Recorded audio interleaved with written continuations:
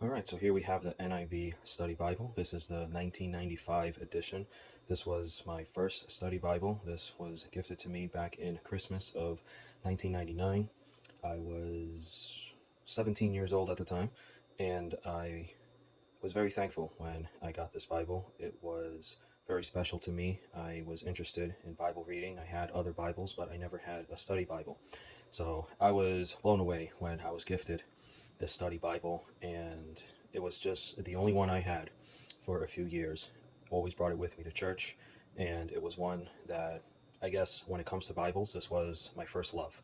So I'll open this up here. As you can see, it was gifted to me on Christmas Day, 1999, by my cousin. And here it shows a timeline, Old Testament chronology.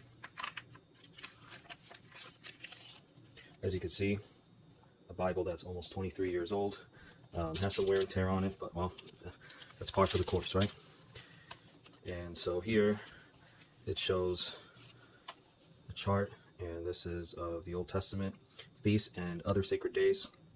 All this was very helpful, useful information, especially for a teenager like myself at that time. I mean, there was so much in this Bible that I was able to learn that I did not know of before.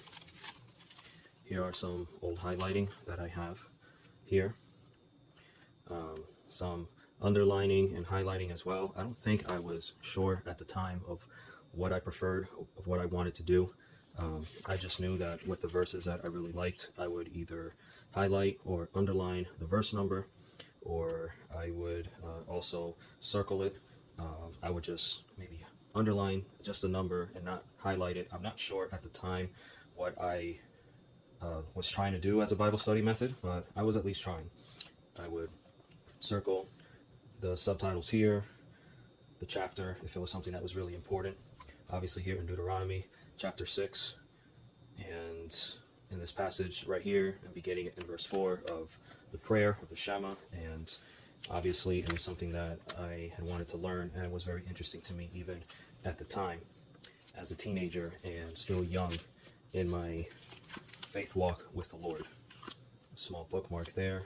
Here it's just some more underlining that I have, some more highlighting. You could see how just through the years, with it just kind of being faded out a bit, how that is. Another thing too I wanted to highlight are the notes.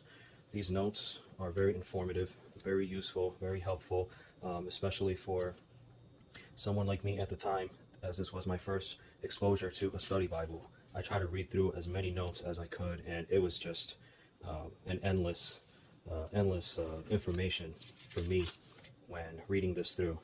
There's some more underlined sections, some more highlights here. Really see how that kind of is after all these years. And then if I can go through the back here, this had a section of the table of weights and measures, as well as index to subjects, index to notes, index to maps, concordance, and index to color maps. Really a lot of helpful sections here in the back.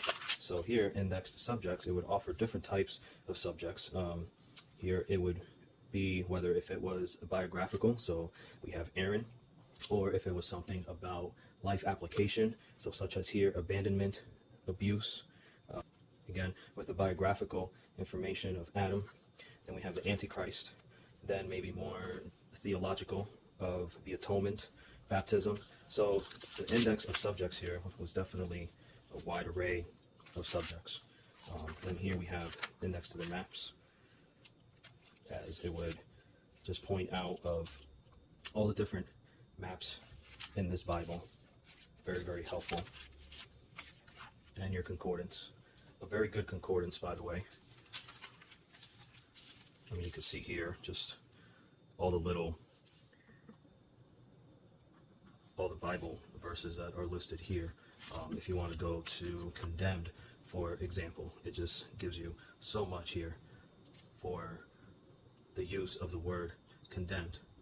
And it also gives you a little bit of just a snippet of what that verse is and what you expect. So you don't have to just look at what the verse is, go to the verse, read it, come back, go to the next one. It kind of gives you already a little snippet of what's already there.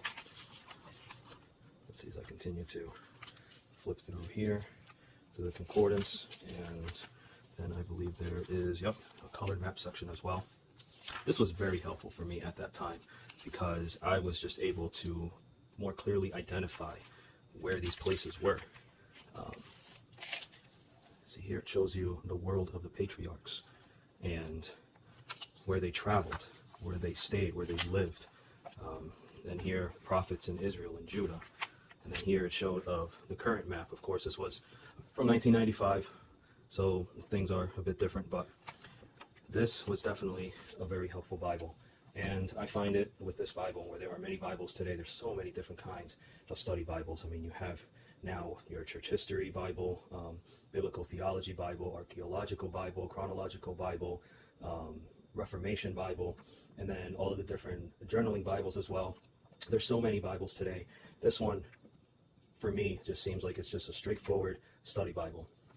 And I think for anyone today who is still looking for a study Bible, even all these years later, 20 plus years later, this is still a very good study Bible, and I recommend it to anyone. This is the NIV study Bible, the 1995 edition, and it is still available on Amazon or any other website that sells books and Bibles.